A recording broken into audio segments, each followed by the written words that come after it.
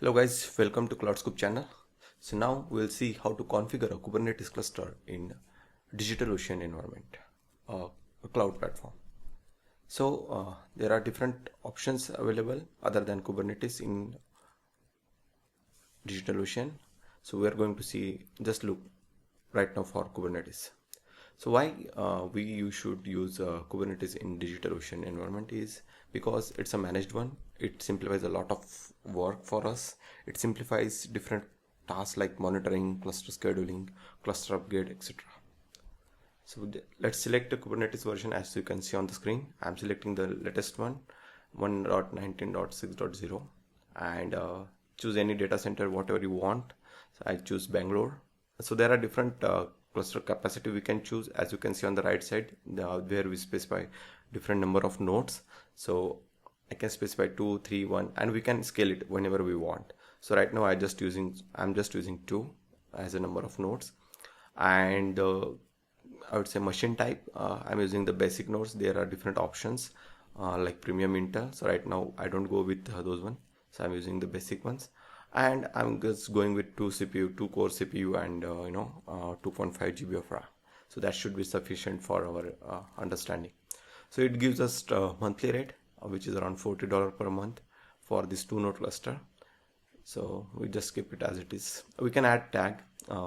We are using it for GitLab and Kubernetes environment. So we'll just add it as the way we want.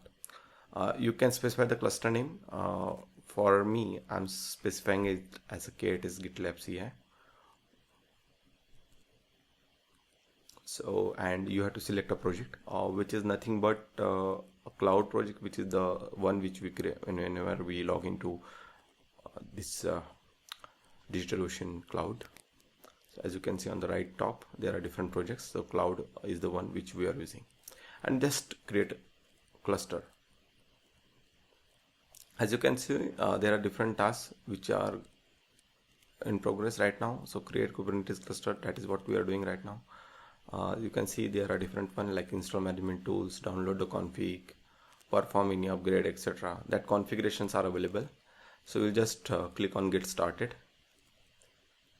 So this total activity takes around 5 to 10 minutes. Actually, it depends on the number of nodes. We're just using 2, so that should be sufficient.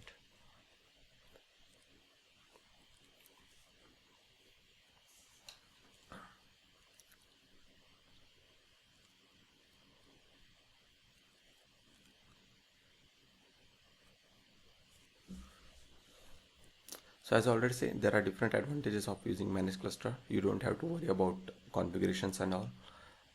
That can be taken care very easily.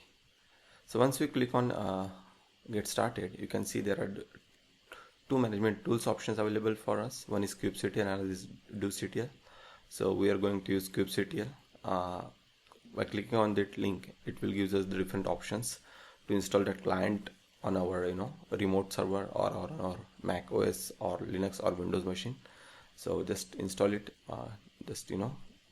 Perform those options available in the links I already have installed. Click on next. You will come to know like there are different options to connect to the cluster. So we are using kubectl, so I just copied that particular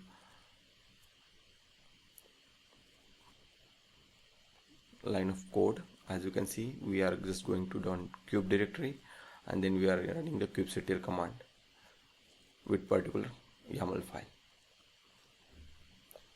So just copy that one to your favorite editor.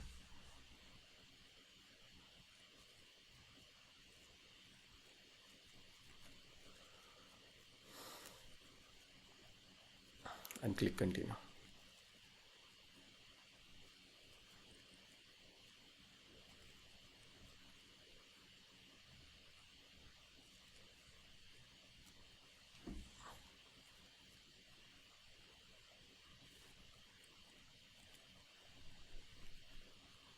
So there is a configuration which help us to automatically select upgrades or manually. So we are just choosing like we will do it manually whenever required. So we are not enabling that surge upgrades. So as you can see, the both machines are added to the cloud. We should be able to see it. So right now just click save and continue. Okay, so this is a very good feature provided by DigitalOcean. Like we can add different apps. So this is the Kubernetes monitoring app which is available. There are different like Grafana, then Nginx, Ingress controller, and Linkerd. So each has different different use. So right now we'll just install the monitoring application, and yes, we are good to go. We'll just click on it. So as you can see on the right side, there are different access cluster config file. So this gives us information about different availability of different nodes. So as you can see, the total cluster capacity 4 CPU, 8 GB of RAM, and total disk capacity as 160 GB. So click on that download config file. One config file will be downloaded to your cluster, not cluster, to your remote machine or any client machine. So we'll use this file to to access the different clusters details like nodes and pods, services, etc.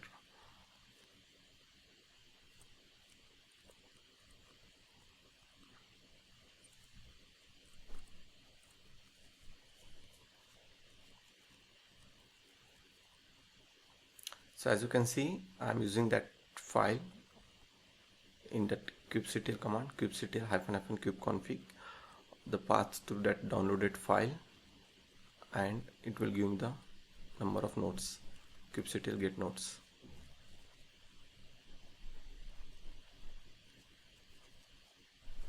As you can see, there are 2 nodes.